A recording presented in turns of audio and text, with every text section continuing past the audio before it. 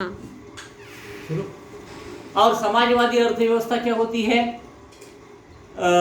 सहकार तत्वों पर जो बिजनेस चलाए जाते हैं, सहकार तत्वों पर, जिसमें सिर्फ अपना नहीं पूरे समाज का विचार किया जाता है, समाज का लाभ देखा जाता है, ऐसी समाजवादी अर्थव्यवस्था होती है। तो लेखक ने क्या किया, पूंजीवादी अर्थव्यवस्था और समाजवादी अर्थव्यवस्था पर भाषण सुनकर आ रहे थे तो सामने से एक कार आ गई। साइकिल से जा रहे थे लेखक साइकिल से जा रहे थे, सामने से एक कार आई। भाषण के प्रभाव से मेरी साइकिल को अधिक जोश आया।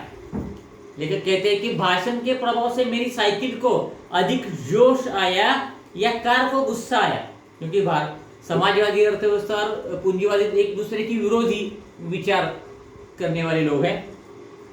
इसलिए लेखक कहते हैं कि भाषण के प्रभाव से मेरी साइकिल किसका प्रतीक है? समाजवादी अर्थव्यवस्था का, आम आदमी का प्रतीक। और कार भांडवलशाही अर्थव्यवस्था, पूंजीवादी अर्थव्यवस्था, कारखानदार, अमीर लोग, इनका प्रतीक है। तो साइकिल मतलब समाजवादी अर्थव्यवस्था और पूंजीवादी अर्थव्यवस्था की कार, इनको गुस्सा आया। मालूम नहीं, यह मैं निश्चित रूप से नहीं कह सकता, किंतु मेरी साइकिल और वह कार जब करीब आए तो विरोधियों की तरह एक दूसरे को घृणा की नजरों से देखते हुए आपस में जा भिड़े। दोनों एक दूसरे से टकराए। मैंने खामखा पूंजीवादी और समाजवादी की झगड़े में टांग अड़ाई। और इस साइकिल और कार के बीच में लेखक की टांग गई, पांव गया। अब लेखक ने टांग तो नहीं अड़ाई थी, लेकिन लेखक हर घटना का विनोदी ढंग से ही प्रस्तुत करते हैं, बताते हैं। इसलिए कहते हैं कि मैंने बीच में टांग अड़ाई। टांग अड़ाना मतलब बाधा डालना, ऐसा है, लेकिन यहां बीच में पांव गया। फलस्वरूप मेरी टांग टूट गई। लेखक की टांग टूट गई। दुर्घटना के बाद आज भी इंसानियत कायम है, यह सिद्ध करने के लिए कुछ लोग मेरी तरफ दौड़े। अब दुर्घटना जब हो गई, लेखक गिर गए, तो आज भी इंसानियत कायम है, आज भी मानुष की जिसे हम कहते हैं कायम है, यह दर्शाने के लिए कुछ लोग लेखक के पास आए। आंख खुली तो मैंने अपने आप को एक बिस्तर पर पाया। मतलब लेखक बेहोश हो चुके थे, किसी ने उठाकर अस्पताल में पहुंचाया था।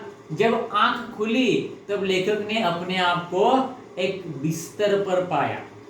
इर्द गिर्द मतलब आसपास कुछ परिचित अपरिचित चेहरे खड़े थे। इर्द गिर्द जो लोग थे उनमें से कुछ लेखक को पहचानते थे, कुछ अनजान आदमी थे। आंख खुलते ही अनेक उनके चेहरों पर उत्सुकता की लहर दौड़ गई। चलो, आदमी को होश आया, उत्सुकता उनके चेहरे पर दिखाई दी। मैंने कराहते हुए पूछा, मैं कहाँ हूँ? अब कराहते हुए मतलब दर्द के मारे चिल्लाते हुए पूछा, मैं कहाँ हूँ? लेखक को पता नहीं था कि वे इस जगह पर कैसे आए थे। आप सार्वजनिक अस्पताल के प्राइवेट वार्ड में हैं। आपका एक्सीडेंट हो गया था, सिर्फ पैर का फ्रैक्चर हुआ है, अब घबराने की कोई बात नहीं। एक चेहरा इतनी तेजी से जवाब देता है, लगता है मेरे होश आने तो वह इसीलिए रुका था। इतनी तेजी से एक व्यक्ति ने जवाब दिया कि आप सार्वजनिक अस्पताल के प्राइवेट वार्ड में हैं। प्राइवेट वार्ड का मतलब क्या है? जहां एक ही कमरे में, बड़े कमरे में या हॉल में बहुत सारे पलंग होते हैं, खटिया होते हैं और बहुत सारे पेशेंट वहां सोते हैं, वहां इलाज कराते हैं अपना, वो प्राइवेट वार्ड। सार्वजनिक अस्पताल के प्राइवेट वार्ड में है, आपका एक्सीडेंट हो गया था, सिर्फ पैर का फ्रैक्चर हुआ है, अब घबराने की कोई बात नहीं। इतने तेजी से जवाब दिया उसने कि मानो वो उत्तर देने के लिए ही वहां लेखक के होश आने तक वो खड़ा है। अब मैं अपनी टांगों की ओर देखता हूं। लेखक ने अपनी टांगों की ओर देखा। मेरी एक टांग अपनी जगह सही सलामत थी और दूसरी टांग रेत की थैली के सहारे एक स्टैंड पर लटक रही थी। एक टांग तो सही सलामत थी, दूसरी टांग रेत की थैली के सहारे लटक रही थी। जब टांग टूटती है तो इस तरह से ऊपर लटकाई जाती है रेत की थैली के सहारे। उस तरह से लेखक की एक टांग भी थैली के सहारे, रेत की थैली के सहारे इस तरह से लटकाई गई थी। मेरे दिमाग में एक नई मुहावरे का जन्म हुआ। लेखक तो लेखक है, अनेक अनेक विविध कल्पनाएं उनको हमेशा सूझती है। टांग का टूटना यानी सार्वजनिक अस्पताल में कुछ दिन रहना। लेखक के मन में नए मुहावरे का जन्म हुआ। टांग का टूटना मतलब सार्वजनिक अस्पताल में कुछ दिन रहना। सार्वजनिक अस्पताल का ख्याल आते ही मैं कांप उठा, लेकिन डर गया। अस्पताल वैसे ही खतरनाक शब्द होता है। वैसे तो ये सब व्यंग्यात्मक है ना, क्योंकि अस्पताल तो लोगों को बचाता है, जान भी बचाता है, लेकिन लेखक कहता है कि अस्पताल वैसे भी खतरनाक शब्द होता है। फिर यदि उसके साथ सार्वजनिक शब्द चिपका हो तो समझो आत्मा से परमात्मा के मिलन होने का समय आ गया। अगर सार्वजनिक अस्पताल हो, प्राइवेट अस्पताल नहीं, सार्वजनिक अस्पताल हो, जहां बहुत सारे पेशेंट आते हैं, किसी की खबर नहीं ली जाती, किसी पेशेंट की ठीक तरह से इलाज नहीं किया जाता, सार्वजनिक अगर हो तो आत्मा से परमात्मा मतलब भगवान, आत्मा से परमात्मा का मिलन होने का समय आ गया, मतलब वो ज्यादा दिन तक वो जिंदा नहीं रहेगा। ये व्यंग्यात्मक कहा है। अब मुझे यूं लगा कि मेरी टांग टूटना मात्र एक घटना है। लेखक को लगा टांग का टूटना एक घटना है और सार्वजनिक अस्पताल में भर्ती होना दुर्घटना है। कितना व्यंग्यात्मक उन्होंने लिखा है, देखिए। टांग का टूटना घटना है और सार्वजनिक अस्पताल में भर्ती होना एक दुर्घटना है, ऐसा लेखक मानते हैं। टांग से ज्यादा फिक्र मुझे उन लोगों की हुई जो हमदर्दी जताने मुझसे मिलने आएंगे। लेखक डर गए कि अब हमदर्दी जताने के लिए बहुत सारे लोग आएंगे। टांग के टूटने का दुख नहीं था, लेकिन हमदर्दी जताने के लिए जितने भी लोग आएंगे वो किस तरह से मेरे साथ बर्ताव करेंगे। ये मिलने जुलने वाले कई बार इतने अधिक होते हैं और कभी कभी इतना परेशान करते हैं कि मरीज का आराम हराम हो जाता है, जिसकी मरीज को खास जरूरत होती है।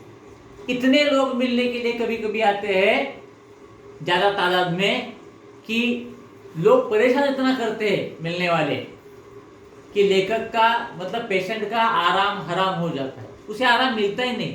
वैसे तो पेशेंट को ज्यादा से ज्यादा वक्त आराम की जरूरत होती है, लेकिन हमेशा मिलने वाले आते हैं जब पेशेंट सोता है तब आते हैं, दोपहर को आते हैं, रात को आते हैं, सुबह को आते हैं। पेशेंट को आराम मिलता ही नहीं, तो मिलने वाले ही तंग ज्यादा करते हैं। जनरल वार्ड का तो नियम होता है, आप मरीज को एक निश्चित समय पर आकर ही तकलीफ दे सकते हैं, किंतु प्राइवेट वार्ड यह तो खुला निमंत्रण है। जनरल वार्ड में क्या होता है, एक विशिष्ट समय तय होता है, इस समय को आप पेशेंट से मिल सकते हैं। लेकिन प्राइवेट वार्ड में, प्राइवेट वार्ड मतलब एक स्पेशल कमरा जिसे हम कहते, स्पेशल खुली।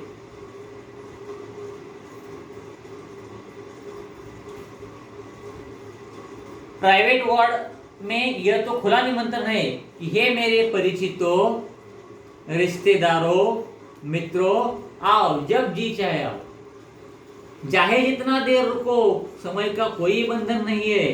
अपने सारे बदले लेने का यही वक्त है।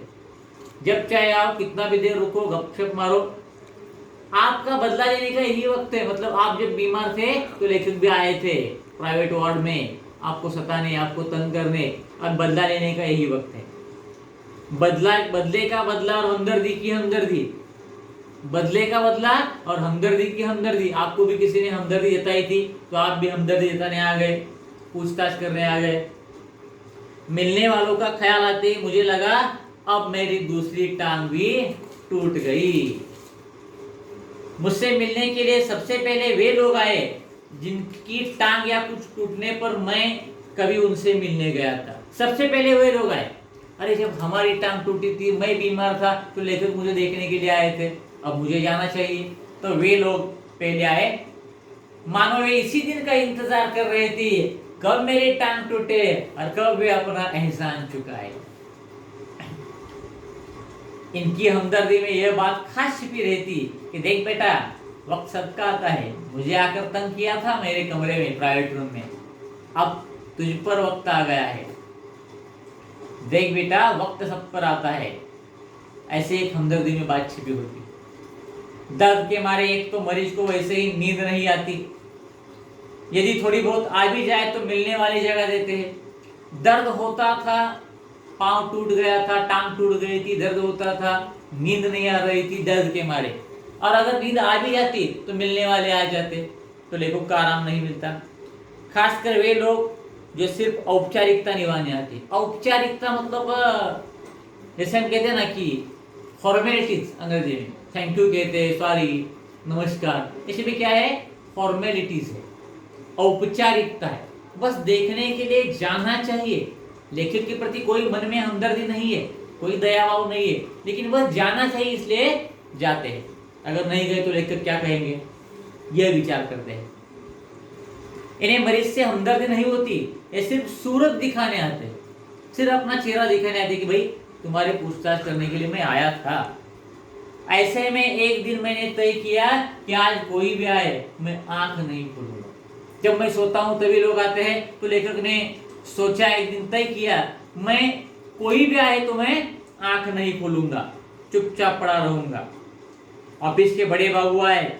अब जिस ऑफिस में लेखक नौकरी करते थे वहां के अधिकारी आ गए और मुझे सोया जानकर वापस जाने के बजाय वे सोचने लगे, यदि मैंने उन्हें नहीं देखा तो कैसे पता चलेगा कि वे मिलने आए थे। अब लेखक तो उस वक्त सो गए थे। साहब ने क्या सोचा, अगर मैं ऐसे वापस चला जाऊं तो लेखक को कैसे पता चलेगा कि मैं उन्हें देखने के लिए आया था। अतः उन्होंने मुझे धीरे धीरे हिलाना शुरू किया। फिर भी जब आंखें नहीं खुली तो उन्होंने मेरी टांग के टूटे हिस्से को जोरदार दबाया। जहां टांग टूटी थी वहीं पर दबाया।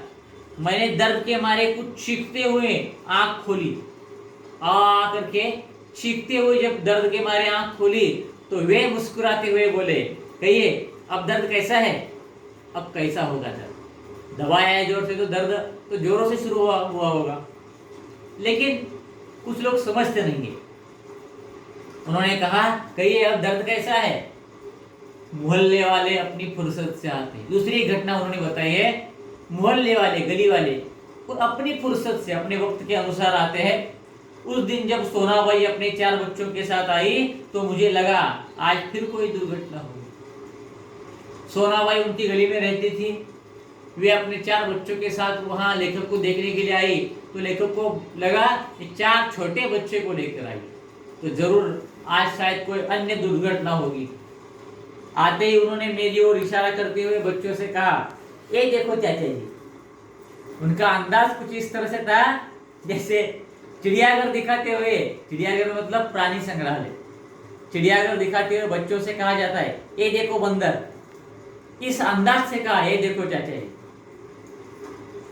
बच्चे खेलने लगे, एक कुर्सी पर चढ़ा तो दूसरा मेज पर। अब छोटे बच्चे तो बच्चे हो, उनको कुछ स्थान काल का कोई उन पर परिणाम ही होता नहीं, कहीं भी कुछ भी करते हैं, शरारत करते रहते हैं। एक कुर्सी पर चढ़ा, दूसरा मेज पर, टेबलावर चढ़ा। सोनाबाई की छोटी लड़की दवा की शीशी लेकर कथकली डांस करने लगी। सोनाबाई की छोटी लड़की थी, वो दवा की शीशी मतलब बोतल लेकर कथकली डांस करने लगी। रप रप की आवाज ने मेरा ध्यान बटाया। कुछ आवाज आई रप रप, और लेखक का ध्यान उस तरफ गया। क्या देखता हूं कि सोनाबाई का एक लड़का मेरी टांग के साथ लटक रही रेती की थैली पर बॉक्सिंग की प्रैक्टिस कर रहा है। अब जिस टांग को रेती के सहारे इस तरह से लटकाया हुआ था, बॉडी में रेती भर कर रखा था, उस पर सोनाबाई का एक लड़का क्या कर रहा था, उस रेती की थैली पर बॉक्सिंग की प्रैक्टिस कर रहा है। मैं इसके पहले उसे मना करता, सोनाबाई की लड़की ने दवा की शीशी पटक दी। अब मैं उसे रुको मना करता, इसके पहले सोनाबाई की जो लड़की थी, जो शीशी लेकर, दवा की शीशी लेकर डांस कर रही थी, उसने अपने हाथ से वो शीशी गिरा दी, बोतल गिरा दी। सोनाबाई ने एक पल लड़की को घूरना।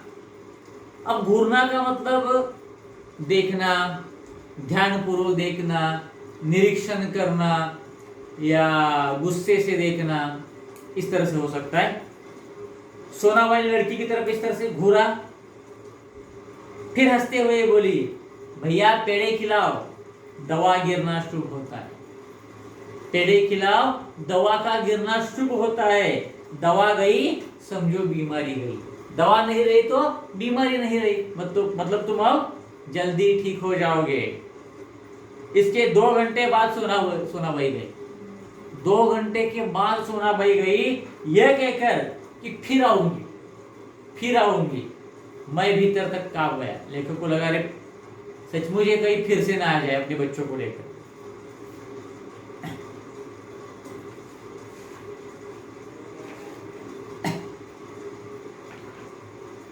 ठीक है, यहां रुकते हैं। आधा पाठ लगभग हो चुका है। अगली तासिका के वक्त अगला पाठ ले लेंगे। जहां तक अब पढ़ाया गया है वह शब्द, इसमें जो नए शब्द है वो लिख लीजिए। जहां तक पढ़ाया गया है उतना पाठ पढ़िए। अगली तासिका के वक्त इस पाठ को हम पूरा करेंगे।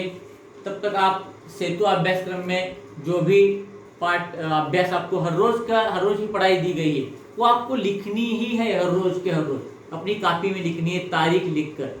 क्योंकि अगर इस साल कोरोना का प्रकोप ऐसा ही रहा और परीक्षा नहीं हुई तो ये सेतु अभ्यासक्रम है, जो उसका अध्ययन आपने किया है, जो स्वाध्याय आप हर रोज लिख रहे हैं, उसी का मूल्यमापन होगा। वही कॉपी देखकर जांच कर हम आपको अंक देने वाले हैं, मतलब परीक्षा के मार्क्स देने वाले हैं। इसलिए हर रोज सेतु अभ्यासक्रम का जो भी अध्ययन है, जो भी पढ़ाई है, जो भी स्वाध्याय है, आपको कॉपी में लिखनी है। ठीक है, अगली तासिका के वक्त इसी पाठ को हम आगे जारी रखेंगे। तब तक के लिए धन्यवाद, नमस्कार।